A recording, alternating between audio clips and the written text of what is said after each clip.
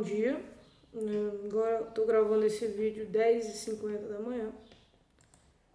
Então, bom dia. Se você está vendo à tarde, boa tarde. À noite, boa noite. Pessoal, então, eu vou falar um pouco hoje. Na verdade, a gente vai corrigir hoje um pouco das atividades que eu passei. A primeira correção vai ser do APC1, que eu passei na primeira semana da quarentena. E eu vou dar uma discutida nos exercícios, explicar o porquê que algumas questões estão certas, outras estão erradas.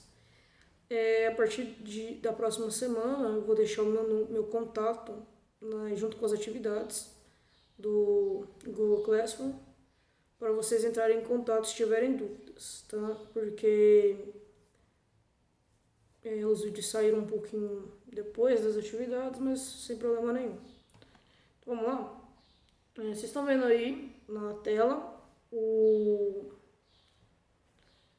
exercícios. Então vamos fazer a leitura. Vou começar com um óbvio. A perpetuação das espécies acontece através da reprodução que pode ou não envolver gametas. Olha lá, nessa parte aqui. Perpetuação das espécies acontece através da reprodução que pode ou não envolver gametas. Qual é o nome da reprodução que pode envolver gametas? Reprodução sexuada, ok? Reprodução que não envolve gametas, reprodução assexuada, beleza. Levando os descendentes a desenvolverem características diferentes ou iguais. Diferente quando é sexuada, iguais quando é assexuada. Normalmente, pode acontecer alguma coisa ali que faça a reprodução assexuada gerar um descendente minimamente diferente, dependendo da forma que realizam esse processo.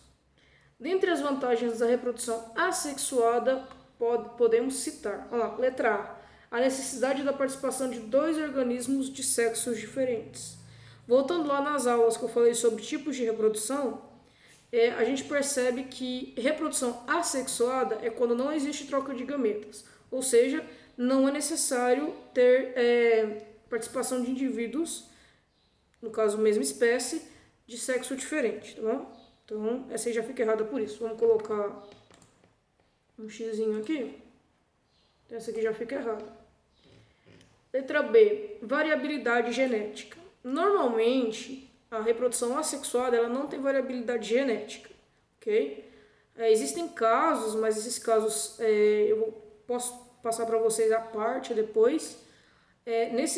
No normalzinho, não existe a variabilidade genética, porque a reprodução vai ser um clone, né? Então vai gerar um clone. Então essa aqui também fica errada. A C, apenas um ser vivo é suficiente para gerar outro. O que vocês acham? Então lá, na reprodução assexuada eu não preciso de parceiro, né? Então uma planta ela não necessariamente vai precisar trocar gameta. Ou uma esponja, uma planária, uma bactéria, tá bom? Então, a letra C está correta porque apenas um ser vivo pode gerar outro, ok? E por que a C está errada? A D, desculpa. Por que a D está errada? Mutações frequentes. Como eu falei agora há pouco, a reprodução assexuada ela não gera variação de DNA, material genético, DNA ou RNA. Então, com isso, não necessariamente acontece mutação. Tá? É muito mais comum isso acontecer com reprodução sexual. É só vocês lembraram de mitose e meiose. Na mitose não acontece variação genética. Na meiose acontece o crossing over. Então já tem as mutações. Okay? A variabilidade, na verdade. Okay? Então, tá aí. Então, a resposta certa da número 1 é a letra C. Okay? Então, vamos seguir? 2. Observe a imagem a seguir. Vou até dar zoom nessa imagem. Então, temos um gatinho aí, ou gatinha, com um olho verde e 3 cores, né? Então, pelo dito popular e por alguns estudos genéticos, a gente sabe que a maioria de gatos de 3 cores são fêmeas, tá? Então essa mãe aí tem um filhote do lado, que a gente já sabe só de bater o olho que é dela. porque também carrega as características. Então, depois vem a seguinte pergunta. Nessa imagem, percebe-se traços de hereditariedade. Só quais são esses traços? Os dois têm os olhos da mesma cor, apesar que a carinha do pequenininho é mais fofinha. Os dois são fofos, né? Os dois são brancos com preto e acredito que isso seja amarelo, laranjado, não sei. Eu não sei definir muito essa cor. Então, ele diz o seguinte em seguida. Pode-se afirmar que hereditariedade é um fator de letra A. Transmissão de características morfológicas, fisiológicas e comportamentais através de gametas com carga cromossômica provenientes dos genitores. Então, essa transmissão de características morfológicas, fisiológicas e comportamentais, através de gametas, ela faz sentido sim. Apesar que comportamento nem sempre é herdado, tá, gente? Alguns traços comportamentais sim podem ser herdados, outros nem tanto, tá? Então aqui a gente já coloca certinho aqui. Influência restrita a fatores externos ambientais com temperatura e pressão. Essas características não influenciam nas características morfológicas. Vou voltar. Essas características, temperatura, pressão, ambientes externos, eles influenciam, mas eles não influenciam como o gene vai transmitir. Então, assim, não quer dizer que por eu não ter, por exemplo, eu não tenho, meu irmão tem 1,68, eu não tenho. Eu acho que ele tem 1,68, é um e pouquinho, 1,60 e poucos. E eu tenho 1,60. Isso quer dizer o quê? Quer dizer que alguma coisa aconteceu na variabilidade genética de nós dois e ele herdou um gene para ele ser mais alto e eu não. Isso quer dizer que o ambiente pode ter... o fator externo pode ter afetado? Talvez. Difícil dizer. Porque eu e meu irmão vivemos na mesma casa, tivemos as mesmas coisas, só que a gente exerceu a liberdade que a gente tinha de forma diferente. Okay? Então isso pode ter influenciado. Então a B fica errada. A união de fatores internos e externos durante o processo de reprodução com o tempo e isolamento geográfico. Tá, os dois estão no mesmo lugar, então o tempo e isolamento geográfico só seria um fator limitante aqui se eu estivesse falando de espécies diferentes. Por exemplo, o lobo-guará e algum dos seus parentes em alguma região aqui próxima, tá? Então nesse caso tudo bem. Agora, no caso de pai e filho, já não entra muito, ok? Então, aqui também fica errado. Vamos ver a letra D. Então, lá em cima, a letra D. Ausência de variabilidade genética quando há união de células reprodutivas como gametas. A ausência, essa palavra ausência, ela é o que mostra que essa questão está errada. Então, vou até já colocar o xizinho aqui nela. Porque quando a gente fala de gametas, a gente tem uma grande variabilidade genética. Então, colocar ausência de variabilidade tá errado. Só a palavra ausência já deixa a questão toda errada. Ok? Então, vamos para a questão 3. Se vocês não entenderam alguma coisa que foi discutida aqui, deixa um comentário aí embaixo. Eu estou sempre olhando o canal.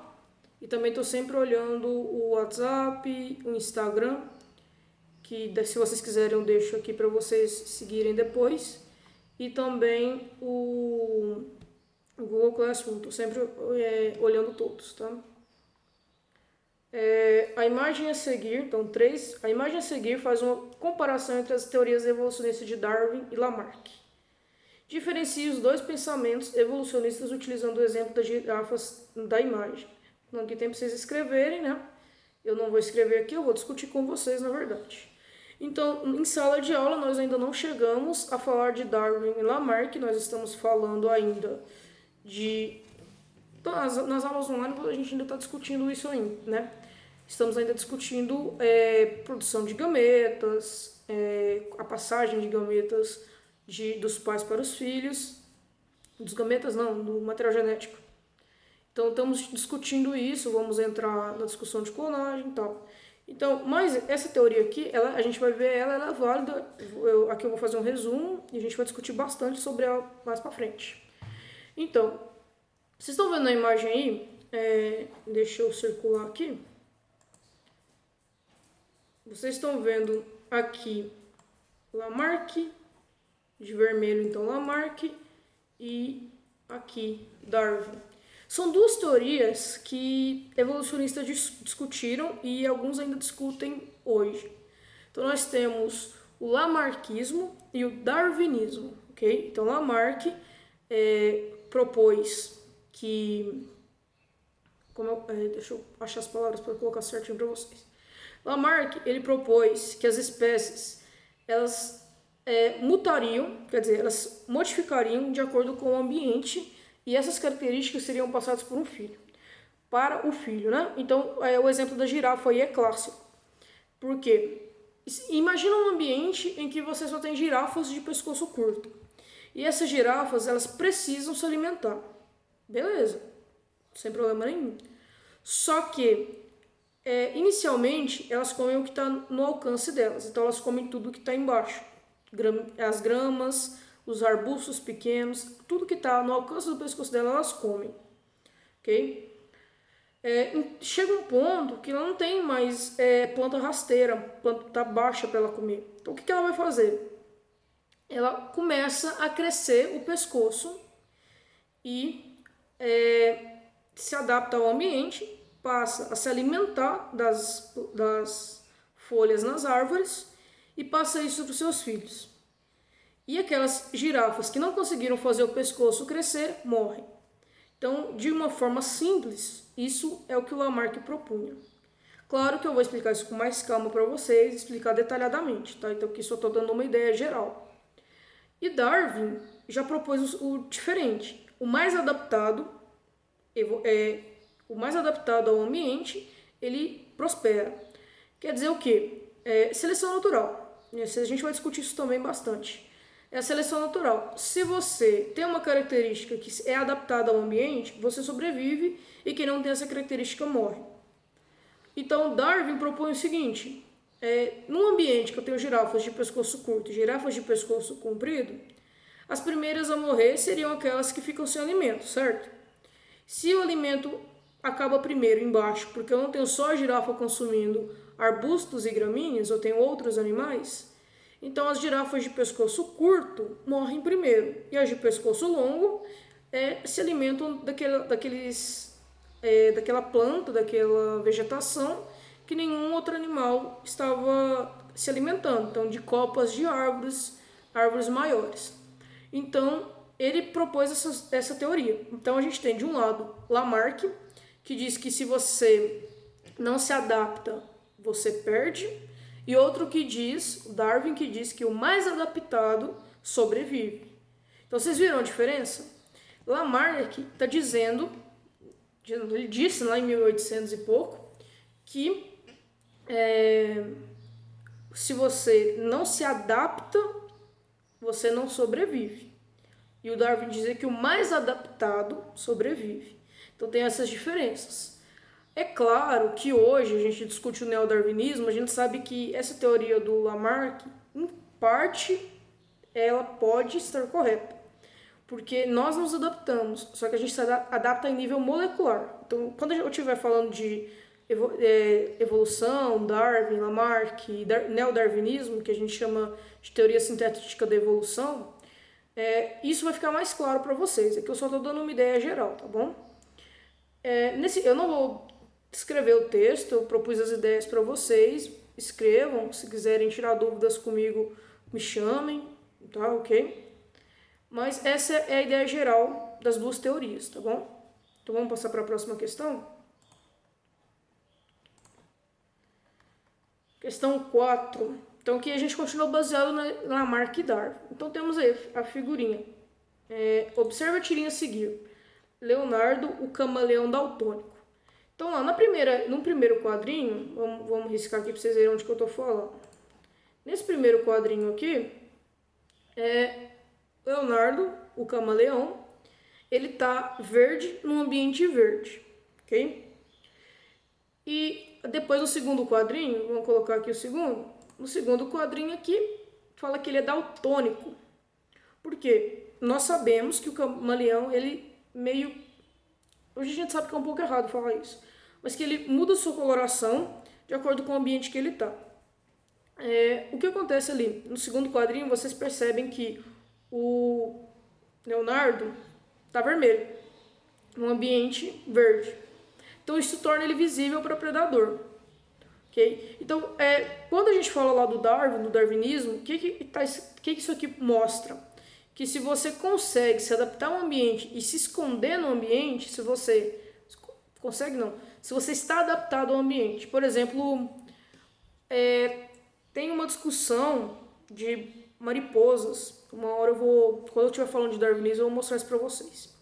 Que mariposas brancas, antes da Revolução Industrial, elas eram menos consumidas, porque elas voavam e ficavam escondidas, os animais não conseguiam perceber tanto elas no ambiente.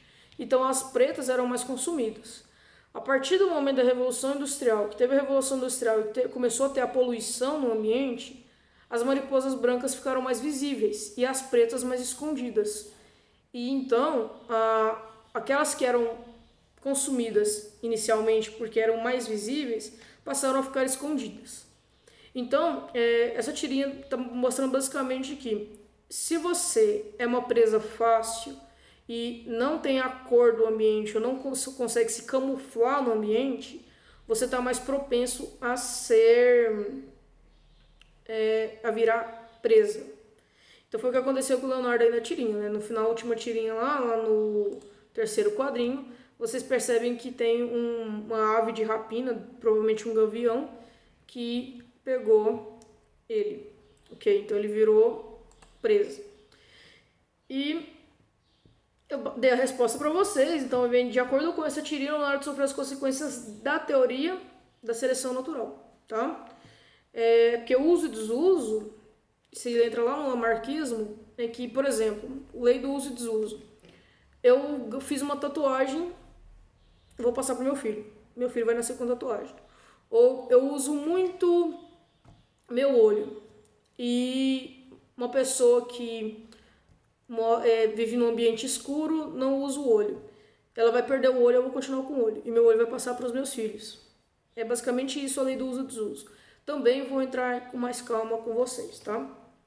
Então, letra B. Então, a 4, letra B. Vamos para 5. De acordo com a teoria de Darwin, pode-se afirmar que o bico de uma ave... Vamos lá. Letra A, deverá ser de acordo com o tipo de hábito alimentar. Letra B, depende da idade cronológica. Letra C, é irrelevante no hábito alimentar, pois ele sofrerá as transformações necessárias para que a adaptação ocorra.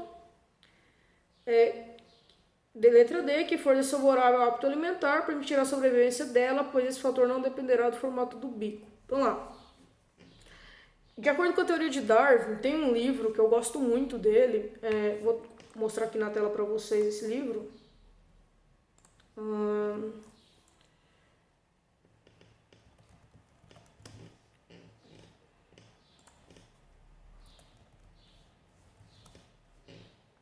Deixa eu ver se eu encontro o livro aqui para mostrar para vocês. Aqui, Origem das Espécies. Esse livro aqui, eu tenho tá? Eu tenho esse livro aqui, Origem das Espécies. Não tô com ele no momento, mas eu tenho uma edição dele. E nesse livro, ele fala muito do que a gente está discutindo aqui da seleção natural. Por quê? Nele, a gente fala... eu estava lá, certo? Nele, Darwin fala que ele viajou a bordo do SS Beagle, que é um navio, foi um navio inglês, não sei se ele existe ainda. E dentro desse navio, ele fez uma viagem uma viagem ao longo da Terra, e ele parou ali numas ilhas, ali perto do Equador, do país, tá, gente? Que chama Ilhas Canárias. Ilhas Canárias, se eu não me engano, se eu não troquei os nomes. E nessas ilhas, não são Ilhas Canárias. Vamos...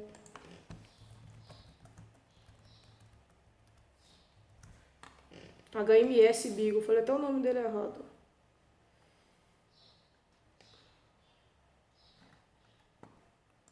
Eu tô usando a imagem aqui, ó. Isso aqui foi a viagem que ele fez. Galápagos, Ilhas Galápagos. Eu tô com Ilha Canária na minha cabeça, eu não sei porquê. Então ele fez aqui a viagem, essa rota aqui que ele fez saindo da Inglaterra, que ele era inglês, então a bordo do HMS Beagle. E quando ele parou nas Ilhas Galápagos, pessoal, ele percebeu que com a divisão das ilhas, porque alguns milhares de anos atrás, esse conjunto de ilhas era uma ilha grande só. Com sucessão de terremotos, tal, essas ilhas foram se separando e viraram uma ilha grande e várias ilhas pequenininhas em volta. O que o Darwin percebeu nessa viagem? Ele percebeu que, de acordo com o alimento em cada ilha, você tinha um tipo de bico para a ave. Então, quer dizer, o tipo de bico da ave é referente ao alimento que ela está consumindo. Então, seguindo isso daqui, a gente marca a letra A, ok? Então, vou marcar aqui, letra A, tá correta. Por que a gente não diz que a B tá certa, idade cronológica? Porque uma ave ela não vai mudar o bico dela durante a vida dela. Não vou falar esse bico aqui é para comer minhoca e eu vou igual sapato, né? A gente escolhe sapato, eu vou jogar bola hoje, eu vou pro shopping, eu vou para a escola, a gente tem um sapato separado. O pássaro não vai fazer isso. Hoje esse bico é para comer minhoca, hoje esse é para comer, vou comer inseto em árvore igual pica-pau. Eles não escolhem, é um bico só e pronto. Então isso aí não tem muita... Eles não mudam o bico durante a vida. Pelo menos nunca vi nenhum registro sobre, tá, gente? Letra C. É irrelevante no hábito alimentar, pois ele sofrerá as transformações necessárias para a adaptação ocorra. Como a gente vê, o animal não muta, quer dizer, não sofre mutação externa durante a vida. Porque é aquela teoria que a gente brinca, né? Alguns alunos até me perguntaram isso já, se a gente veio do macaco. E por que se a gente veio do macaco, existem macacos até hoje. Então isso aí é a mesma coisa que te falar que vai sofrer transformação durante a vida. Então isso é falso, tá? E voltando ali à teoria do que a gente veio do macaco, eu vou explicar isso melhor quando a gente estiver falando de evolução, tá? E sim, é falso, existe uma explicação evolutiva e bem informacional sobre isso, tem muitos e muitos estudos por trás, tá bom? Então não acreditem em tudo que vocês vê por aí. Então a letra C fica errada. D. O que for desfavorável ao hábito alimentar permitirá a sobrevivência dela, pois esse fator não dependerá do formato do bico. Então ela é totalmente o contrário da letra A. Então, quer dizer, desfavorável ao hábito alimentar. Então, eu não vou comer aquela frutinha ali porque é desfavorável para mim. Tá? E se for a única coisa disponível ali? Entendeu? Então isso vai de acordo com a alimentação prévia da espécie e de acordo com o hábito alimentar que ela já estabeleceu. Por isso que quando houve a separação das Ilhas Galápagos, é provável, não tem nem o que discutir nisso, que aquelas espécies que não tinham um bico propício para aquelas espécies, ou aqueles indivíduos da espécie, que não tinham o bico propício para o tipo de alimento disponível na ilha, morreram. É bem provável isso. Isso também, quando a gente estiver falando de evolução, eu vou discutir isso com vocês, daquela ilha que tem ali perto de São Paulo, perto do litoral paulista, que é a Ilha das Cobras. E ela é uma ótima forma da gente discutir evolução nos dias de hoje, porque ali você tem cascavéis que perderam o chocalho e o guiso delas e se adaptaram com veneno muito mais forte, simplesmente porque ela não tem mamífero para se alimentar, elas se alimentam de aves. Isso é extraordinário, se você for pensar. E é uma evolução que a gente está vendo assim, que a gente percebeu, né? Pessoal, então, tá corrigido. Qualquer dúvida, entre em contato. Vocês viram que eu empolgo um pouquinho com evolução. Então a gente discute isso em outras aulas. Provavelmente eu vou passar hoje ainda a questão das outras atividades, ok? Então até mais. Qualquer dúvida, entre em contato.